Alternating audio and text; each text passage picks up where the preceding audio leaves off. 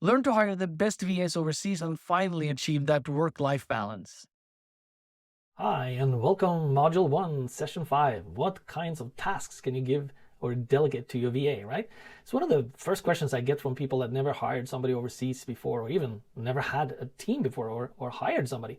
It's like, what the heck shall I give them? What can I give them, right? You'd be surprised. You'd be very surprised. And it's like learning to walk. Just start walking, right? So you kind of need to grab the bull by the horn and just say, okay, I'm going to do it. And of course, there's many, many tasks that you can delegate.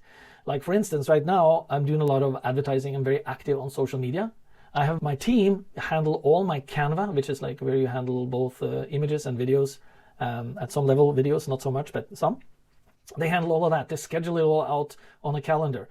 It's all done in Google Drive or Gmail, right? Or via the calendar there. And I could see it. We all see it. And we schedule the different content there. They do all of that for me. So that's one, just to kind of give you an idea. They also learn software. The other day, I bought a course learning how to get 100 posts in one day done.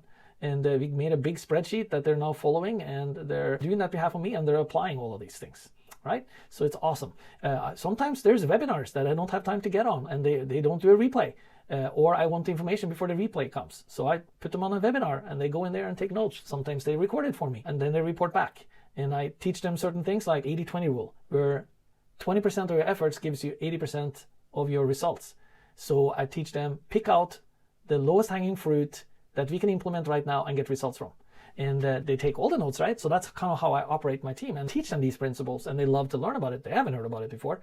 And I also teach them about the power of masterminds. Many of them don't know about that and how they can use a mastermind in their own lives to change things. Even being a VA, they should be in a mastermind to how to become better VAs, more effective VAs, maybe even make more as a VA and make sure they have a job in this tough economy we're in right now. So these are the kind of things that I put them to do. So to help me to cover more. They can check my emails for me, like to get rid of all the spam, log into my email and tell me the important ones that I need to deal with right away. So I don't need to do that. And I also teach them to work in chunks. They're not going to check my email throughout the day. No, that's not efficient. That's like multitasking. Just at one time, like maybe twice during the day, in the morning shift and the end, check my emails and report back to me. And that's it. And they can manage email campaigns. I have people learn MailChimp. I have people learn SendFox, all kinds of different things. And I don't know it, but they know. And then they also, when they learn how to do these things, which we're also going to get into a little bit later, I have them do SOPs, standard operating procedures. So when somebody's done a task for me maybe 10, 15 times, they've learned a few shortcuts and the ins and out of it. Then they record a video teaching somebody else as they were to see this for the first time. So now leapfrogging their system and also showing where we have set up maybe some procedures for that software or whatever they learned. And then for leapfrogging that next VA that's going to learn it, or even for me, if I'm going to learn something. For instance, right now I had my VA show me how I add audio to the PowerPoint presentation. I didn't know how to do that. So she recorded a screen video, a screen Cast-O-Matic, and showed me exactly how to do that. So, and then of course they're learning how to design images in Canva, which is, a great software to make things easier for you. I don't want to spend time on that. So I have my VAs do that for me. And then of course I approve it. I tell them what I'm looking for and stuff like that. And they're great.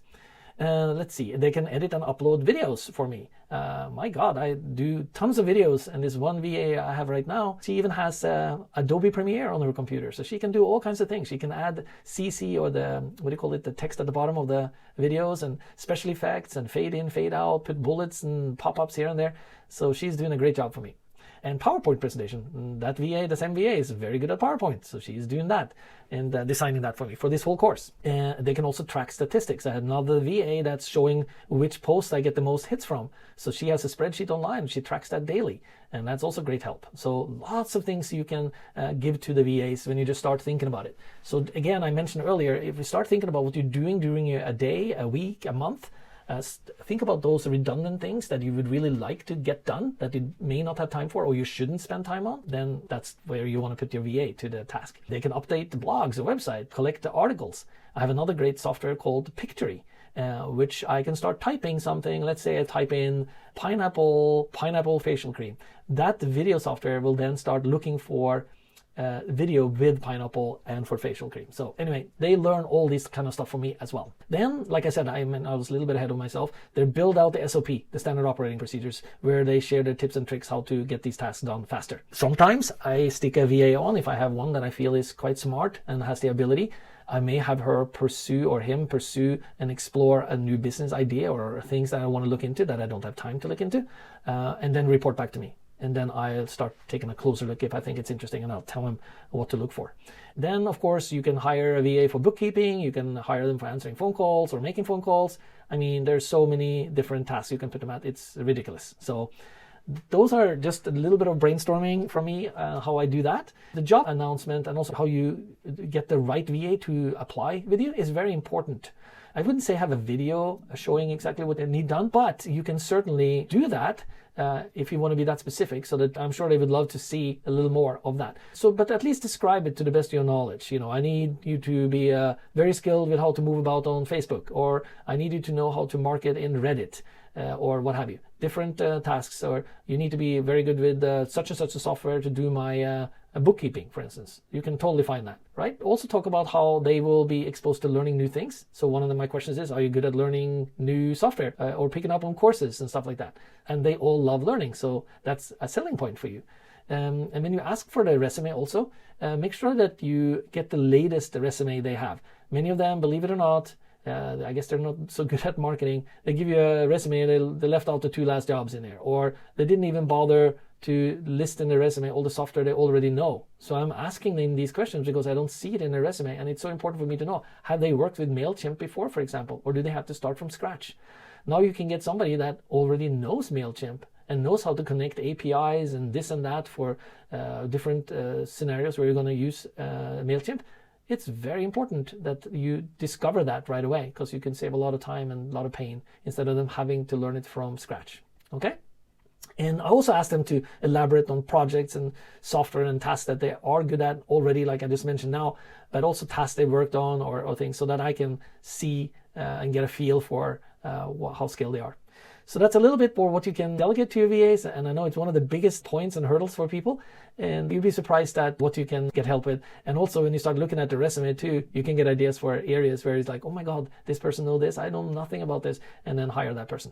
Anyway, thanks again for watching now Module 1, Session 5. This is the last session in this module.